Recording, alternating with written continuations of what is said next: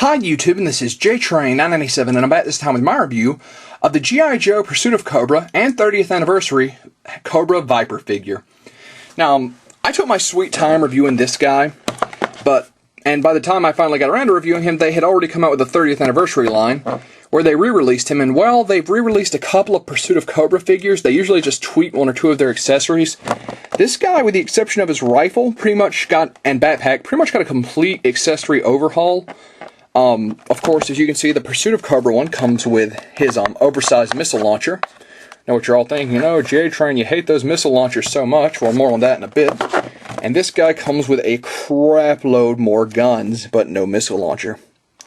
So, other than that, on the back of the packaging here, you can see this one came from the desert battle, even though this type of Viper really is suited for any environment. And you can see the differences they switched up in the file cards, although the file cards, with the exception of combat gear, are pretty much exactly the same. So, his write-up says, Cobra Vipers are the highly motivated, superbly trained, and formidably equipped backbone of the Cobra Legions. Their combination assault rifle grenade launcher can function as a short-burst assault weapon, sustained fire cover support weapon, or a long-range marksman rifle with a night vision telescopic sight and rangefinder. So, that being said, let's open both of these bad boys up. And here we have the Cobra Viper out of packaging. Now, I only got one out because there really is no point in reviewing the both of them. They are exactly the same figure. Now, of course, this is what the first figure comes with: backpack, gun, and missile launcher. And then with the second figure, remove the missile launcher and add in these guns. Now, real quick, we've got this one, and this missile launcher. All pretty nice weapons, definitely a nice little swap up. And now on to the missile launcher. Now, if you watched a lot of my Rise of Cobra reviews, you know I got notorious for being like, I can't believe they issue each figure with a crappy, oversized launcher.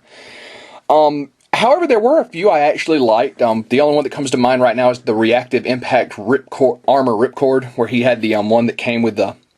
It was like his little drone from the video game. This is actually one I don't hate, mainly because it looks like it could be real world.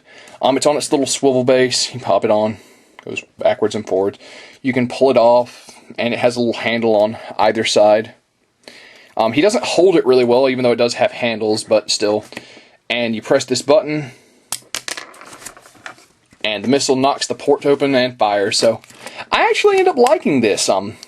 Now, as far as which one I prefer more, I'm not crazy about this oversized missile launcher. I'm glad I've got one. Well, actually, I bought a couple of the Pursuit of Cobra ones, so I've got more than one, but I'd be happy with just one. I think in the long run, the extra guns actually appeal to me more, although at the same time, the Viper is known for this rifle right here. He always comes with this one specific gun, so at the same time, it's not like I'm going to be swapping them out with the Vipers all that much. Now, another thing about the Viper is that he is essentially... the same way he was released in the 25th Anniversary line. I don't think they've tweaked the figure all that much, but they have changed certain aspects. The paint, he's got a much darker blue and a much brighter red. And most specifically, they've given his helmet a more mirrored reflection look, which I'm definitely digging. It definitely makes the figure stand out over the flat gray paint they went with before. But, yeah, the paint job is absolutely phenomenal. It goes to show what little extra mile in the paint department can do for a figure. He looks great. Even on the backpack, his grenade's got the brighter red. So, handing back out here. Pull the rifle out of his hand once again. Standard rifle. Exact same for both figures. Pulling him off the base. Same base. Now he does a full 360 at the arms. Goes out. Bends and spins at the elbow. And spins at the wrist. His head is pretty stiff, actually. Doesn't want to move at all, almost. I think it's... there we go. You heard that click. Now we got some left and right. Up and down is pretty much hindered by the fact his helmet is so big, as well as his articulation in the abdomen joint is hindered by his vest. You could remove the vest if you wanted, but I don't. He still can do left and right. Legs go forward, back and out, are double jointed at the knee, and have an ankle joint. So, great articulation on this guy. Let's actually peg him back onto his base.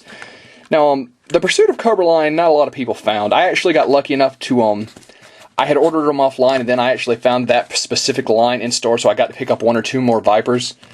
My Army Builder limit is usually 6, but with these guys, I could actually see going over that one, because they are such a commonly used Cobra force. It's a fantastic figure no matter which one you picked up. I don't really see, like, if I found 2 of these in the store, it wouldn't be a huge deal breaker as to whether one came with the extra guns or the missile launcher. They're both fine accessories. I just think, personal opinion, I like the guns a little bit more because I can always swap them out with other Joes. But this figure by himself is an absolutely beautiful retweaking of a classic figure. The mirrored helmet makes him stand out, much brighter paint. He's a must-own for any G.I. Joe fan. The 30th anniversary line, he's really easy to find. You've got to have at least a couple of these guys. And that being said, this is JTrain997, and I'll see you soon, YouTube.